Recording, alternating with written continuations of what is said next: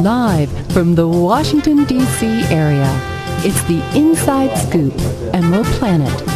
All the ecology news that our viewers want to know. Now, here's your host, Executive Director of the Emerald Planet, Dr. Sam Lee Hancock. Hello and welcome to the Emerald Planet as we come to you from Washington, D.C. in the United States as we look around the globe in 144 different nations, looking for the 1,000 best practices, the technologies, the services, and the products that are making a difference as we move through the 21st century. And as we're looking around the globe, how are we going to be able to take care of the 2 billion new people, yes, 2 billion new people are going to be joining us on the planet as we move towards 2050. And we have a gentleman who has been very involved for a number of years. I call him the pioneer of China. And he's been working on this in the world's largest country with almost 1.4 billion people now. And this is Dr. Peng He, who is the president of the International Fund for China's Environment and one of the very first NGOs in China. So, Dr. He, welcome back to the Emerald Planet. Oh, thank you, Dr. Hancock. It's my pleasure to be here again. Well, we're always glad to have you, and we're going to come up with this first slide that we have here, which is about the objectives and what is going on. Tell us a little bit about, first though, what is IFCE? It's the International Fund for China's Environment. It's a non-profit organization registered in Washington, D.C.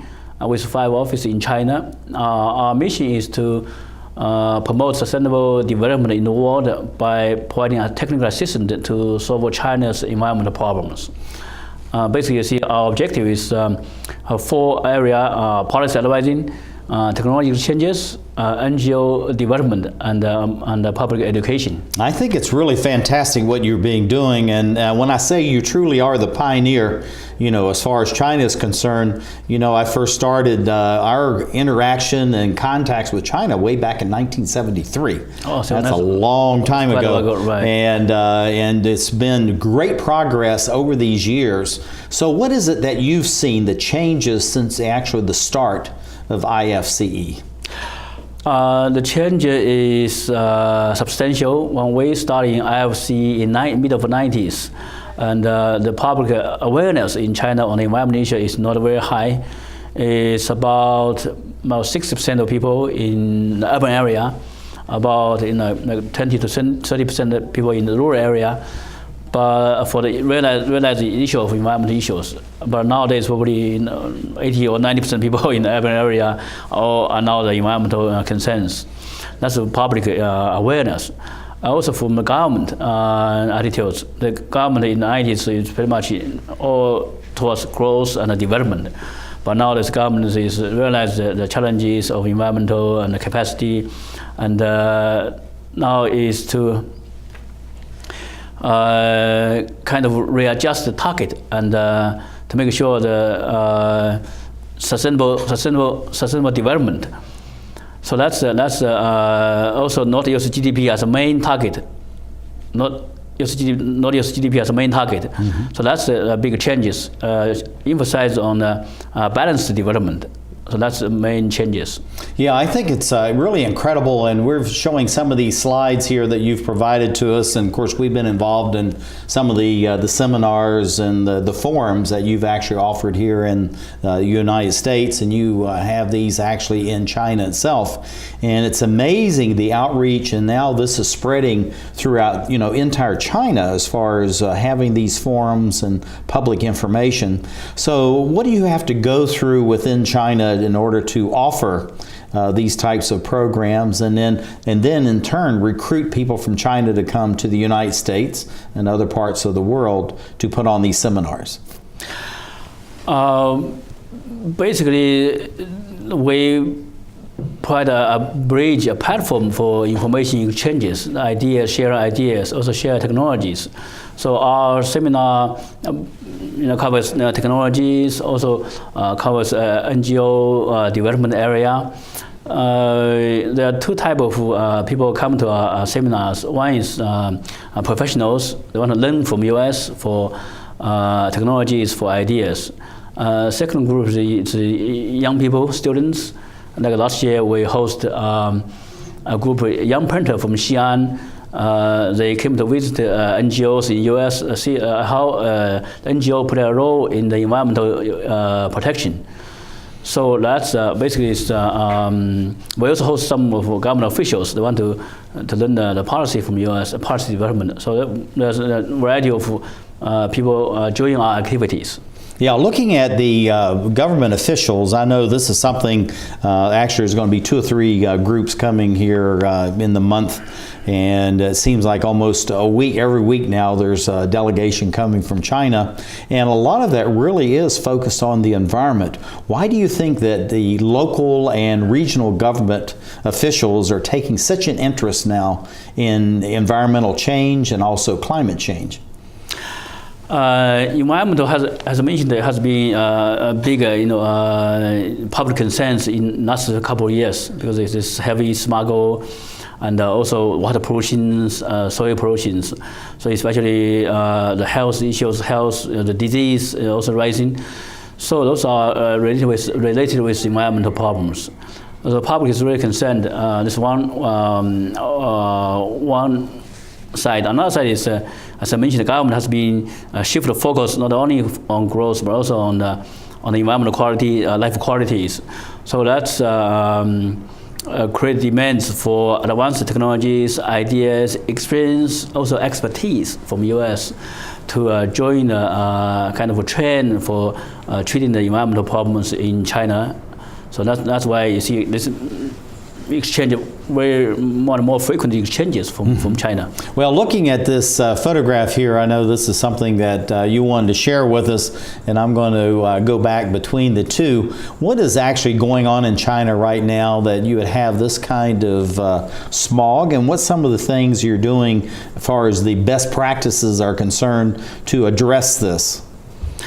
Smog is an issue, come to the public in last couple of years. Actually, in 90s, also smog is also very serious, but just get public attention since last year.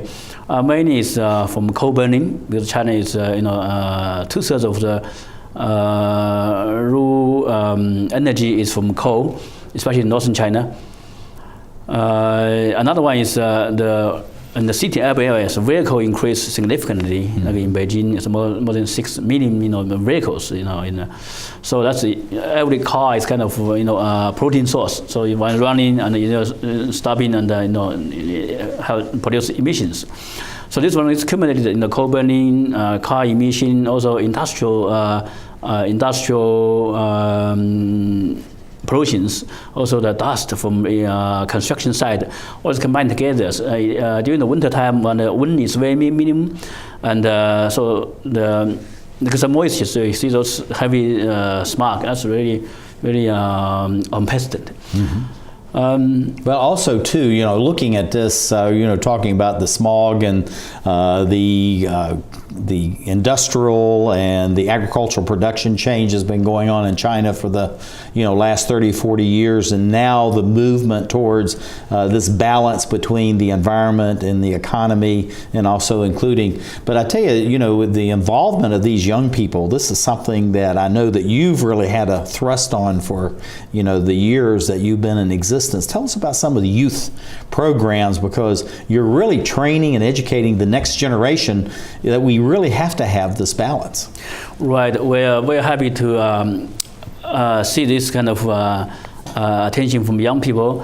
We've been training the college student leaders for the last decade, and actually right now most of active young leaders, environmental leaders, have been doing our training workshops, and I think it's very important, if the young people take leadership and they are energized and they're also educated, so they have technologies. They are worried about their future. They're concerned about environmental qualities, life qualities. They're a little bit easy to change lifestyles. Also, I think one of forum we organized is for last year is for green consumptions forum. To make fundamental changes, we need to change our lifestyles and also China's development path. Otherwise, we see this smog and this heavy pollution if we cannot find a way to fundamentally solve it, only the government policy is not enough.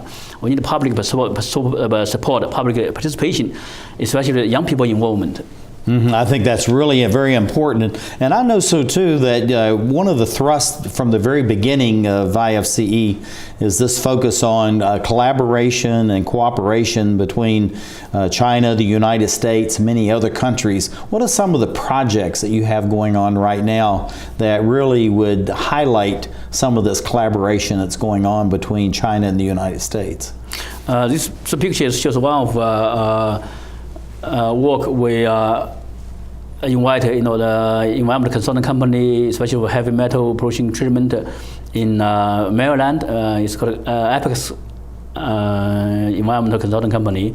We invite them to China twice, then introduce them to a partner in China called Lawson China Environmental Design Institute. Now they form a joint partnership and establish a kind of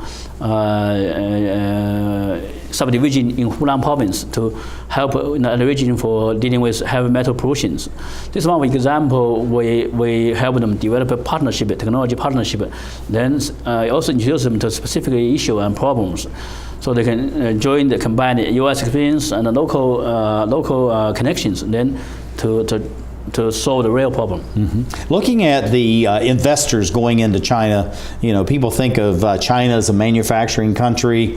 Now more and more they're looking for advanced technologies. They're looking to actually create some of their own technologies they're going to use to address both the environment and economic development. But what's some of the challenges and also the opportunities for international investors that want to deal in China? The opportunity is enormous, and now China is not only facing the air pollution, heavy smog issues, also heavy water pollutions and soil erosions. So China last year issued a 10 points regulation for control air pollution. Immediately end of last year also released water pollution control policies. Early this year, they also issued another soil pollution control in the rural area. So that's in the year of frame. They continuously issue the three major policies in these three areas: air, water, and soil. That's also a lot of investment going on down there. Oh, that's absolutely fantastic. Well, it's always good to have you with us, and we're going to have you stay with us for a little bit, as you know. Thank you. And this is Dr. Ping He, President of the International Fund for China's Environment, looking at the various strategies, the collaboration and policies and products that are going on between the United States, China, as we create the Emerald Planet. Saving for retirement might be easy for some folk, but for others, it might take a little more work. And for those who haven't started, there are still things you can do to catch up. Oh, that is good news. Like getting out from underneath past debt. And don't get wrapped up with high-interest credit cards. Get you some eyes. Be diversified with your investments. Don't put all your eggs in one basket. Your financial goals are not out of reach. The choice is clear. For a happy ending, choose to save. Everyone with alcohol and drug addiction is in the same boat.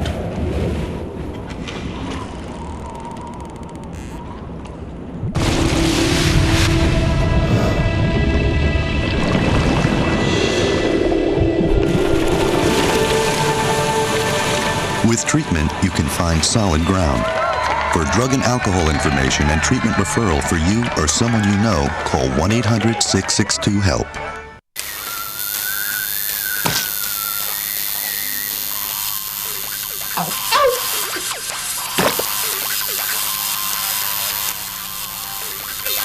Dude, are you sure you want this tattoo? Because just do it.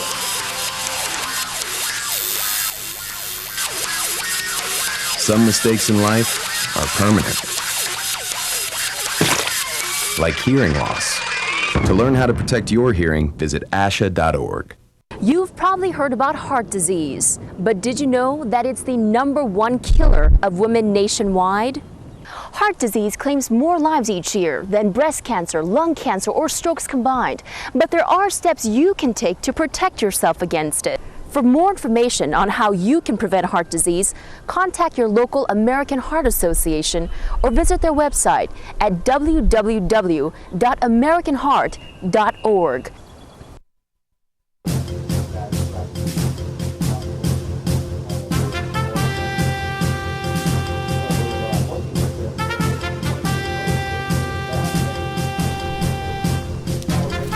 back to the Inside Scoop Emerald Planet.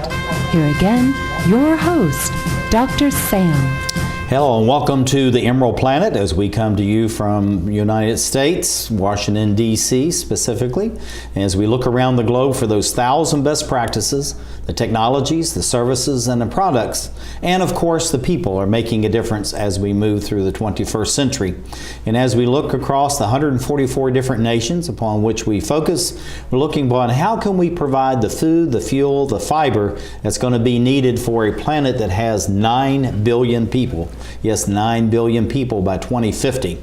And so as we add 2 billion to the planet, we need to look at how we're going to take care of that. We have a gentleman that's going to be joining us. He's representing the country of China, although he's coming out of the Midwest right now, the United States. This is Raymond Luke, who is the President, Asian Development of the Green Energy Enterprises. He's coming in by Skype. And sitting right beside me is Dr. Peng He, who is the President of the IFCE, International Fund for China's Environment. In case we lose Raymond, then Dr. He and I will start chatting away till our sound engineer gets Raymond back. Raymond, welcome to the Emerald Planet. It's a pleasure. I think we're losing the voice, Raymond. Let's try again. Raymond, you're coming in from Ohio, I believe. Yeah. Area. Can you hear me? Okay. It sounds like we're going to need to go to Dr. He. Dr. He, looking at, I know that Raymond has been on your board of directors for IFCE. Mm-hmm. Tell us a little again about IFCE and how do you reach out and have people that come from academia, from investments, from industrial organizations to get involved with the IFCE board? Basically, we're the platform for the promoting U.S. and China technology, academic, and youth exchanges. So the professional like Raymond, who are specialized on environmental technologies, green technologies, we are welcome join our board and to make their contributions and make their products available to China. So we brought Raymond to China twice, mm-hmm. and introduced his advanced technologies and help him to develop a market. So that's kind of example how we help our members, our board directors, and our friends, our partners to China and let them, apply the advanced, technologies. Yeah, looking at this, I know that you've really done a wonderful job, and actually to highlight, what's going on here. Also, the same in China. You're trying to bring balance. So you have many universities and also research institutes are involved in this. What's the process for identifying the research institutes and the universities that want to collaborate with each other, United States, China, and back? Pretty much depends on the professor and the programs. Like one of our main partner of universities is Raymond University of China in Beijing. It's one of the top 5 university in. We initially work with them through NGO development. So they host us 3 NGO forum in Beijing. That's in early of this centuries. And one of forum. They invite about 450 NGO leaders from China, and also a number of influential media to report NGO development in China. So that's then now we'll continue working with Raymond University through another program. We invite their dean of the environmental ecology to our board, and the College of Environmental is specialized on environmental economy policies. So we're developing some joint research program on environmental like low carbon. Carbon trading and low carbon development, those kind of economical policies. I see. I think it's fantastic. And again, we have Raymond Luck, who is the President, Asian Development of Green Energy Enterprises. Raymond, welcome to the Emerald Planet. Yeah, can you hear me? All right. All right, he's there. Okay, we understand you're still there. I can't hear you in the studio, so we'll continue on. Tell us a little bit about the Green Energy Enterprises. Green Energy Enterprises was formed about 3 years ago, and to determine is there any way we can to tackle the problem of landfill. And at the same time, we know there will be some updated technology. We can utilize the feedstock from the industrial waste and the municipal waste to generate the renewable green energy. Well, Raymond, looking at the Green Energy Enterprises, GEE, what are some of the technologies that you have that you've been introducing into China, and maybe some of the Chinese technologies you're bringing back to the United States? For the time being, we are very happy. After a couple of years of seeking the newest technology, we are working with a German patented gasification technology, which I want to emphasize is 100% no oxygen in the system. We gasify the feedstock, whether it's from the urban area or the rural area or the industry, and we utilize that for a very clean gas we call the synthetic pyrolyzer gas. And this pyrolyzer gas has been tested by Siemens, and they certify the quality. We can be directly applied to their gas turbine. In other words, it's a higher efficiency production of electricity. So it fits the category of renewable green energy. Looking at the pyrolyzer, I think this is one of the technologies that you've introduced, which is electronic and electrical generation system, and you're actually using the waste stream for that. So tell us a little bit about why use waste, and many people now are saying waste, both industrial and residential, is actually almost like a renewable resource. Yeah, the waste stream for years, we have been applying the method of landfill, and in a lot of occasions we are burning the waste. But with the revolution of the new technology and the environment concern, we are all turning forward with a newer technology. We can apply that. First of all, we are looking at two fundamental things on the new technology. It's very low emission, and at the same time, and this will eliminate or reduce landfill to the minimum. So this technology, over 95% no landfill. And our temperature is at the category of under 800 degrees, which is the lowest we can find in the market. And we don't believe in burning the garbage anymore. Looking at, since your systems really is not actually incinerating the waste, what is the system that, how are they converting this waste into green energy? Simply put, we use our technique to gasify the waste, which we can handle in a few hours. But at the same time, with the technology in our reaction chamber, we take care of the sulfur and the mercury, and we do a very good cleansing of the gas within the scrubber system. So what we come out is a very high standard of the synthetic gas, the pyro gas. And this is very equivalent to the natural gas, and we can apply it directly. We can either use a gas turbine, or we can use some of the standard steam engines to generate electricity for the supply of the local area. And we want to emphasize this technology is a modular design. In other words, they fit into the local category.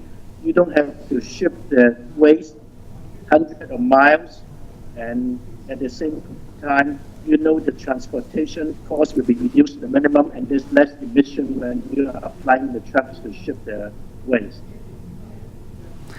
Hi, Raymond. Can you share with us international audience about your systems, how the system can avoid hazardous environmental emissions, which could help reduce air and water pollution in China and other countries?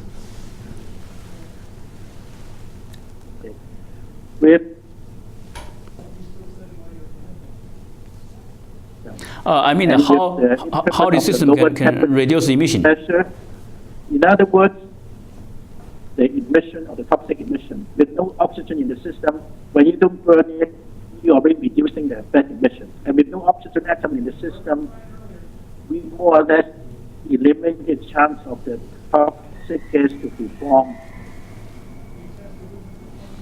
Yeah, I think, Raymond, we're really losing you. I'm going to start speaking with Dr. He and let the engineers try to bring you back in just a little bit if we can.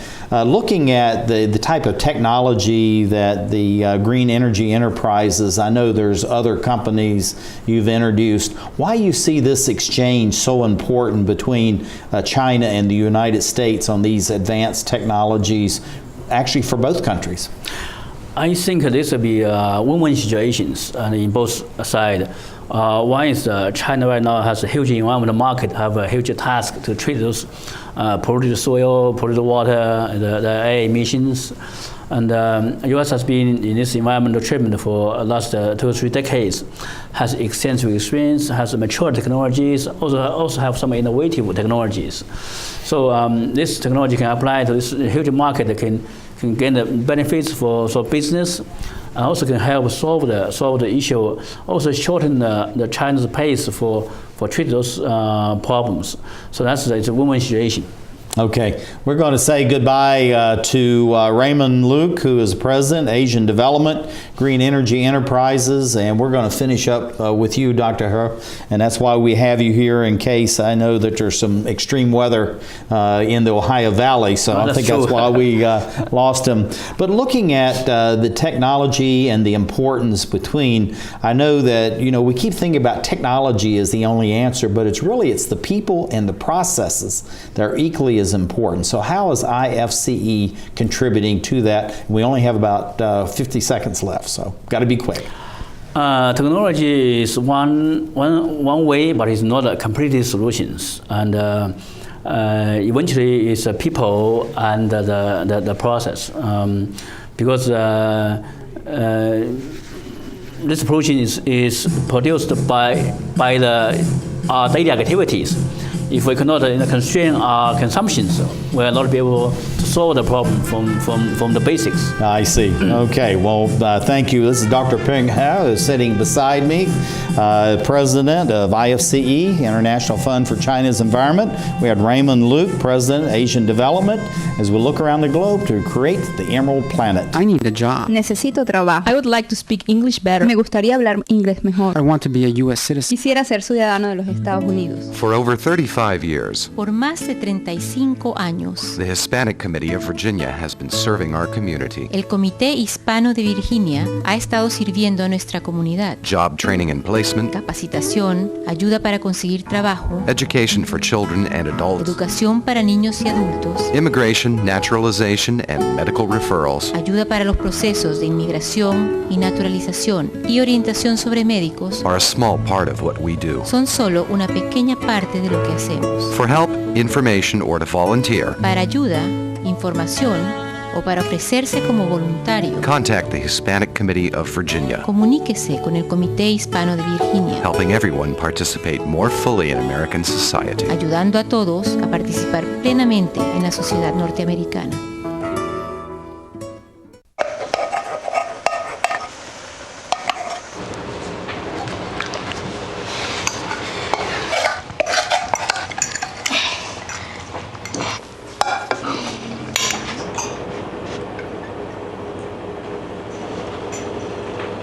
Hey Lena, where's yours?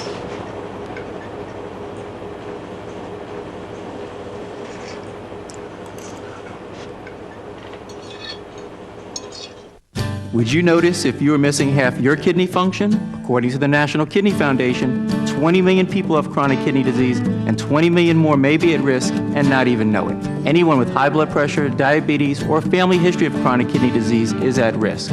Early diagnosis is vitally important. To get the whole story, talk to your doctor and visit the National Kidney Foundation at kidney.org or call for a free brochure. Because when it comes to chronic kidney disease, you might not know the half.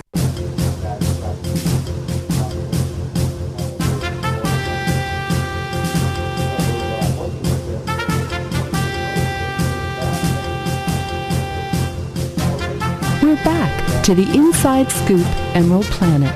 Here again, your host, Dr. Sam. Hello and welcome to the Emerald Planet as we come to you from Washington, D.C. in the United States, looking around the globe to 144 different countries, looking for the technologies, the services, the products, and the people that are making a difference as we move through the 21st century.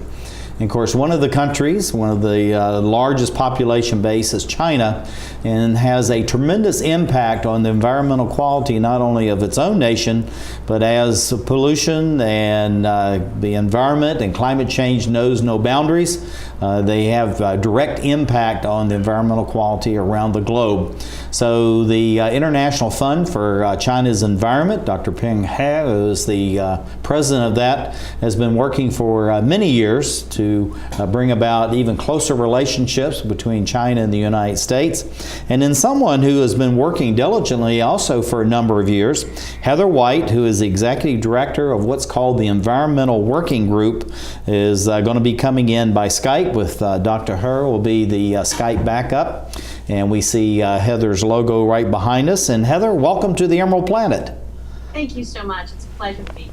Well, we're glad to have you to be with us, and you're the executive director of the Environmental Working Group, and I know this is a very famous organization. You actually around the United States and have a global imprint. So tell us a little bit about your mission and the types of things that you've been doing at the Environmental Working Group. Absolutely. Our mission is to conduct game-changing research to inspire people, businesses, and governments to really take action to protect human health and the environment, because we believe that the environment isn't something that's far away.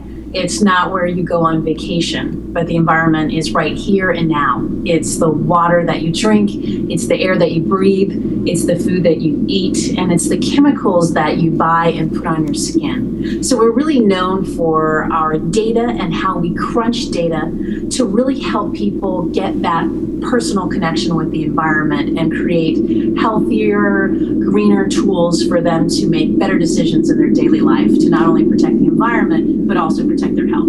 Well, looking at, I know this is the age of big data is here, alive and well, and you've been one of the leaders in the environmental space in that for many, many years. But tell some of our domestic and international viewers about shopping smarter, eat healthier, and live a greener life, because that's really the essence of what you're doing. It is the essence of what we're doing, and thank you so much for the opportunity to share our research. We've been around for about 20 years, and we look at the data from a lot of government agencies, and we translate it for people in these terrific tools that we have. So a really good example of what we have is a thing called the Clean 15 and the Dirty Dozen. And what it is basically analysis of a Department of Agriculture studies on pesticide residues on fruits and vegetables. Now, we always encourage everyone to eat their fruits and vegetables, but this resource looks at what you should really buy organic and what makes sense to buy conventional, because of course everyone is on a budget these days. And so what we do is we have a terrific guide which is available on our site. I have a magnet here for it, but you can go to our website to see that. And it is just a terrific resource for people to be able to make these choices. We also have another wonderful tool which is called Good Food on a Tight Budget. This is also available on our site, and what we've looked at is really nutrition information and also our information on pesticide residues. And we looked at the budget of people in the United States that are receiving food assistance. They're called it's called the SNAP program, the Supplemental Nutritional Program. And what we did is we looked at their very restricted budget and looked at all of our research and came up with some terrific meals that people can use to reduce their toxic burden, but also really eat healthily on a budget. We have another tremendous resource, which is our Green Cleaners Guide.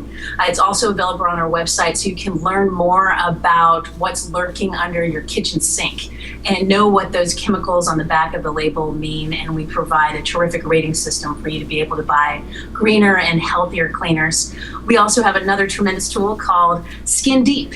And what this is actually a guide to your personal care products, and it encourages people to make better decisions when it comes to the chemicals that you're putting on your skin, because believe it or not, in the personal care context, we actually have found that chemicals in things like lotions, like parabens, which are used as a preservative, are showing up in people's bodies and also newborn babies' bodies. So we're really trying to encourage people to make better choices in that area too. So that's just a handful of the tools. I think you'll find that our website, ewg.org, is just a terrific resource for folks. Well, looking at the shopper's guide, as you were talking about the pesticides and produce and the dirty dozen, why is it really important for people to know about it? And of course, this is a ongoing topic in China, which is really the focus of our program today. Why do people need to ingest these harmful chemicals, and what can they do with their vegetables, fruits, even the grains that they're eating to make sure that they're not ingesting these harmful chemicals, and what they're eating really is going to aid and foster life and not to do harm? That's a great question. We really encourage people to buy organic.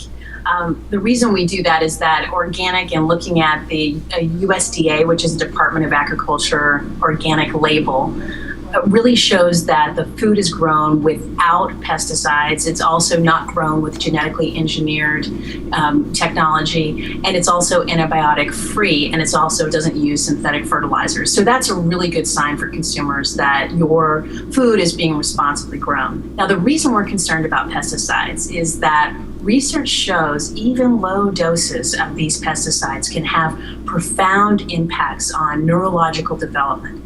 And this is especially important for children.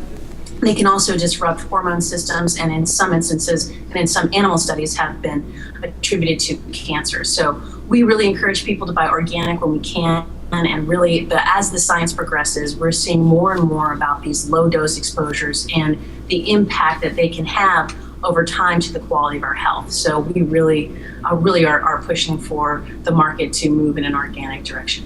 Well, you know, we have Dr. He sitting right beside me of the IFCE, which is a great supporter of what you're doing and how you're doing it.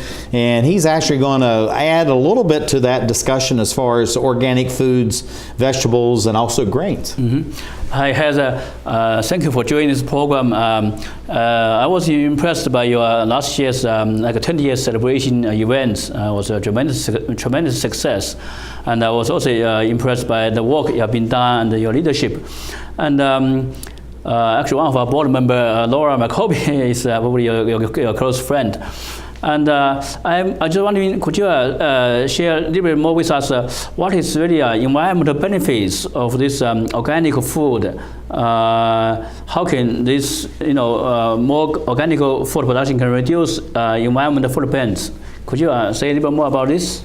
Absolutely. Well, thank you so much for the opportunity to be part of this program and for everything that you do each day. We really appreciate your advocacy and your research as well, so thank you. And as far as the issue of organic, really organic food, there's not much organic food in cultivation in the United States. It really is just a small percentage of the market, but it's growing substantially. And I think one of the reasons it's growing is because more Americans are starting to connect the dots between how their food is grown and the food that they eat and their health. And that's something that we're really trying to support with our research at Environmental Working Group. So when you buy something that's certified organic through the U.S. Department of Agriculture, you know that the food has been grown without antibiotics, which is really important, especially when you're looking at dairy or you're looking at meat. There's been a lot of research about antibiotic resistance and the use of overuse of antibiotics, for example, in meat production, and how that could impact humans and our use of antibiotics, because if it's overused to get animals to go to slaughter faster, it may not work for us when we have a sickness and we really need the antibiotics. So first, organic food is not grown with antibiotics. It's not grown with synthetic fertilizers. It also means that it's not grown with synthetic pesticides, which is also really important. And it doesn't contain genetically engineered food. You may have seen natural labels at the store, but unfortunately, natural doesn't provide any of that guarantee. It's really not a well-regulated term. But those are the benefits of buying organic. Looking at the chemicals that are being used in food, cosmetics, and even personal care items, these are some of the things that you're just enumerating, Heather. But how are they actually regulated in the United States? It's one thing to have the rules. Secondly, it's actually to implement and do something about it. And this is the debate that Dr. He and his colleagues are having through IFCE within China itself. So the kinds of work you're doing can be instructive to the leadership that Dr. He is providing in China. Yes, I think it would be a lesson on what not to do. So I hope that. Well, sometimes that's the most important thing. Right. Yes, it is, absolutely. So with respect to personal care products, the piece of legislation that governs the regulation of personal care products was passed in 1938. It's the Food, Drug, and Cosmetics Law, and it has not been updated by Congress since then. And at the time, it really presumed that personal care products were safe. You don't actually have to show that they're safe before these ingredients are safe before they go on the market. It's hard to believe, but that's absolutely true. So it is absolutely in need of an overhaul, so to speak. So I would say basically the vast majority of cosmetics that are on the market right now are not regulated really, unless they're what is called unless they're adulterated, unless there's some type of chemical in it that is basically spoiling it or causing some severe allergic reaction. The FDA really doesn't have much power to take any type of action, and that's the Food and Drug Administration. Heather, we're running out of time, and it always goes so fast. And but the last question is, and you know you're ready for this, what do you see for the future of the Environmental Working Group over the next 10, 15, 20 years as we do head towards 2050 and we have these 2 billion new people on the planet? Well, I'm very hopeful. I think food, just as you asked the question about food and how it's regulated, I think food is going to be of the utmost importance as more and more people make these connections between chemicals in their health and what they're eating and how it's grown. So we really will be focusing on that over the next 10 to 20 years for sure. Well, Heather, it's really fantastic the work that you're doing, and we thank you for being with us. And the research is very helpful to our colleagues from China, and I know that they have great admiration for the work that you're doing. This is Heather White, who is the Executive Director of the Environmental Working Group. Dr. Peng He, who is the President of the International Fund for China's Environment, is sitting with me, and we're talking about how we actually can control the chemicals that are being used and how we can enhance and create best practices for regulating these chemicals as we look around the globe to create the Emerald Planet. I helped turn my child's public school into a whole new kind of school. One with a curriculum that really motivates kids. One that has extended hours, 6 days a week, year-round. With loads of academic, cultural, and recreational activities. One that has support services like medical and dental right there. A school where parents' involvement is encouraged. Where teachers have more time to teach. And students are excited about learning. There's just one problem. My child doesn't ever want to come home. You can help turn your school into a community school for excellence. Find out how. Call 1-877-LOVE-TO-LEARN. It's coming. Right to your neighborhood. And when it does, you may be surprised.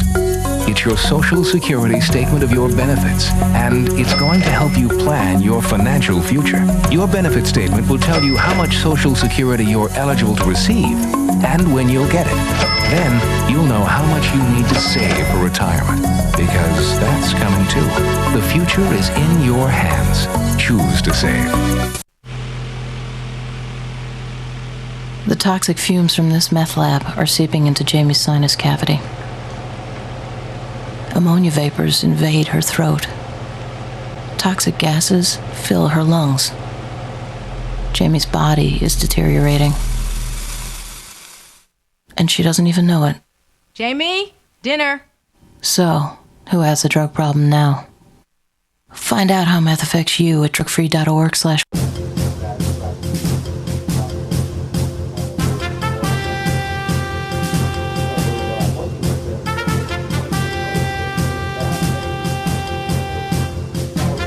We're back to the Inside Scoop Emerald Planet. Here again, your host, Dr. Sam. Hello, I'm Dr. Sam Hancock, the President, Executive Director of Emerald Planet, the Emerald Planet TV in Washington, D.C., also the Director and host of the Emerald Planet TV. We come to you on a weekly basis, looking around the globe in 144 different nations, looking for the 1,000 best practices, the technologies, the services, and the products that are making a difference as we move through the 21st century. And we're looking for those people that are providing the leadership and also be helping to produce the food, the fuel, the fiber, the energy, the basic infrastructure. Everything is needed as we move forward to 2050, and we then have 9 billion, yes, 9 billion souls on the planet, and how we're going to take care of all those people.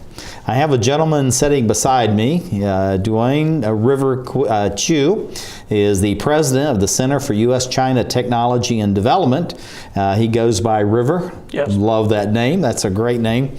And he's been involved for a number of years now as far as looking at China specifically and the United States, but also the globe, and how to bring about this exchange of the technologies and the development. So, River, welcome. Thank you, Dr. Sam. See you again after the last New Year's Gala All right, at IFCE. And we're glad to have you very much to be on the Emerald Planet TV. Give us a brief overview of your global organization. When did it start? And actually the name, what does it really mean? The name stands for Center for U.S.-China Technology, Innovation, and Development. So these are 3 keywords, okay? Technology, innovation, and development. They represent the 3 different areas we are specialized in general consulting. Innovation could be education related, could be business related innovation. And the development represent the regional development and societal development. Technology represent science and technology. Well, looking at what you're doing, I tell you, it's very impressive, and to have these 3 areas, bringing those all together between China and the United States and also to other countries, again, is quite impressive. But I know that you've really been working close with the government within China to allow the open exchange of these technologies, but also a lot emphasis on the process. Tell us about this balance between the technology and the process, and then of course the people that bring this all together. Yes, there's a little background for me to create this company, a non-profit organization in 2006. I was a Chinese government officer in science academia, Chinese science academia, and management a lot of advanced technology like superconducting, narrow-take, and high efficiency co-combustion and supercomputing. There's a lot of technology since 1990s, early 1990s, and engage with international cooperation, especially with the United States. In 1994, I come to the States and be a visiting scholar in a think tank called Stanford Research Institute. That's very famous. Very famous, yeah. Yes, absolutely. I'm very lucky to be there for 1 year and research science technology policy and also research on the U.S. innovation system and combine both countries' R&D system and help engage with the international exchange, facilitate the delegation to visit both countries. So we get a lot of resource in terms of technology, knowledge, and human being, and so we can help both countries to cooperate in R&D and also help the innovation in industry. Well, I know this is really important that we have people like yourself, can articulate both in Chinese and English. to be able to have this cross-cultural communication, which is very important, because sometimes we may have the technology, we have the processes, but yet people don't really understand each other. Yeah. And you know, from the time that we met and our interactions, you know, through the social media, it seems easy for you to be able to communicate about the work that you're doing. So looking at the role of an NGO, which is what your organization is, how has that expanded over the last, say, 20 or 30 years in China?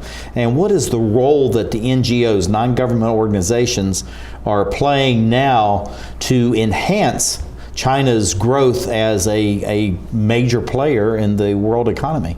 Okay, NGO in China had a lot of progress in the private sector since I came to this country. It's about 20 years. Originally, the Policy Research Institute is government-owned, like a university or the department, Ministry of Science Technology or Chinese Academy of Science. Each industry ministry has their own policy research.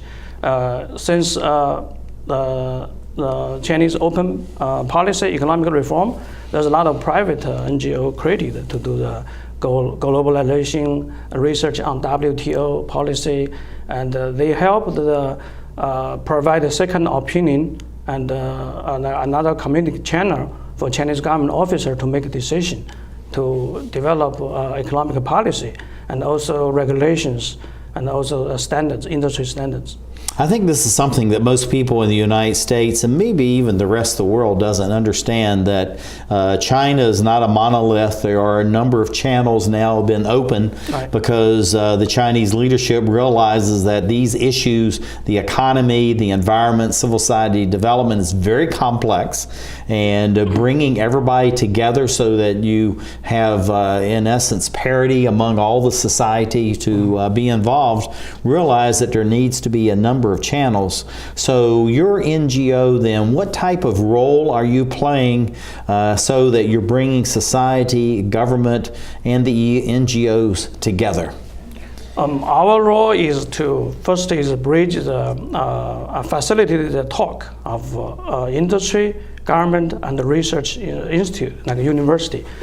In Chinese, we call them industry, education, school, and research institute alliance. So this will bring a major part of technology innovation to apply those research, whether it be soft science or it's a hard technology, into the application of societal system, and help the government to make the right decision and put into right standard for like emission. We have new standard for I will talk about later. Mm-hmm. Well, looking at it, you know, one of the things I found very interesting in the information that you provided me and the research about your organization was this, what they call low carbon technology parks. I find that very interesting. And of course, in the United States, like in China, we have industries and universities collaborating together in research, and then of course this partnering of international organizations. But what is the role of this low carbon technology parks, and how do the people in China view this type of maybe middle ground as far as developing and enhancing the environment within China? Yeah, so this is a very good example about the cooperation of government and private sectors with involved. In the middle is a research institute.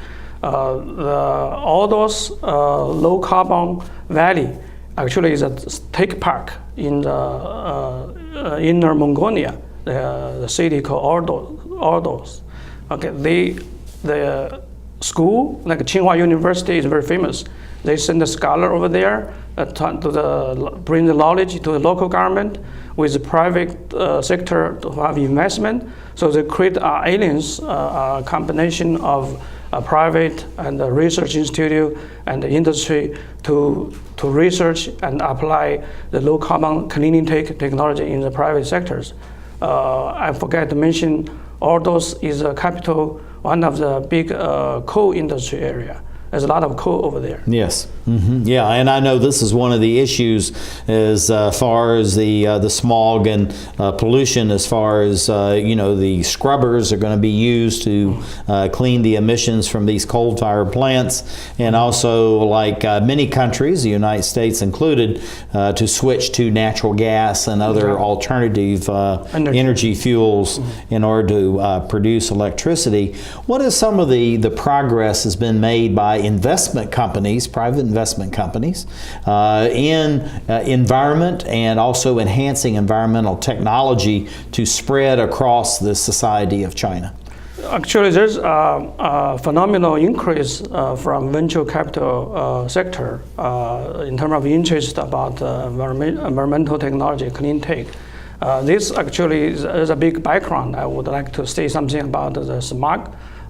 This is a paradigm shift, because smog pollution is air. Everybody, regardless age, sex, what your social status, your students or your officer, everybody breathes air. So when the air comes so heavily polluted with weak lung, in Beijing recent newspaper reported that in weak lung, smog, heavy air pollution.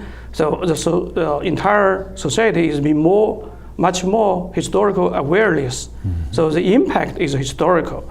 So the government and the society has much more resolution and attitude change towards the environmental issue.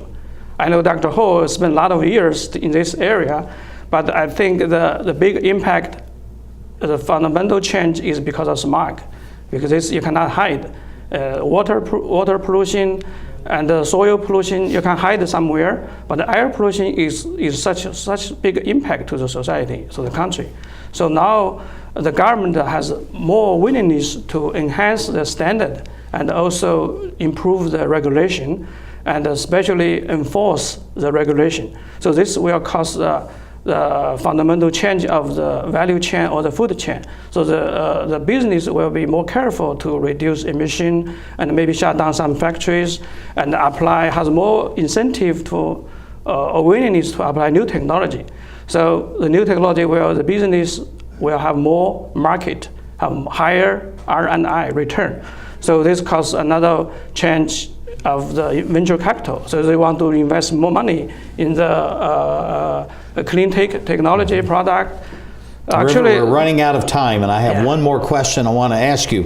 What do you see and we only have about 15 seconds. Got to be quick. What do you see for the future of your organization over the next 5, 10, 15 years? I think UCTID is well positioned in the married technology with societal development. We see a big time is coming for clean technology, investment, and the government and society to play a big role in this area. Well, we've absolutely run out of time. See how fast this goes? Yeah, thank you. Stay right there. That's okay. I have not seen Heaven Sea. Yeah, you don't need to do it. But this is River Chu, who is the president, Center for U.S.-China Technology and Development. And see how easy it was to present your ideas? You have many fantastic things to share with us. And we certainly appreciate it as we create the Emerald Planet.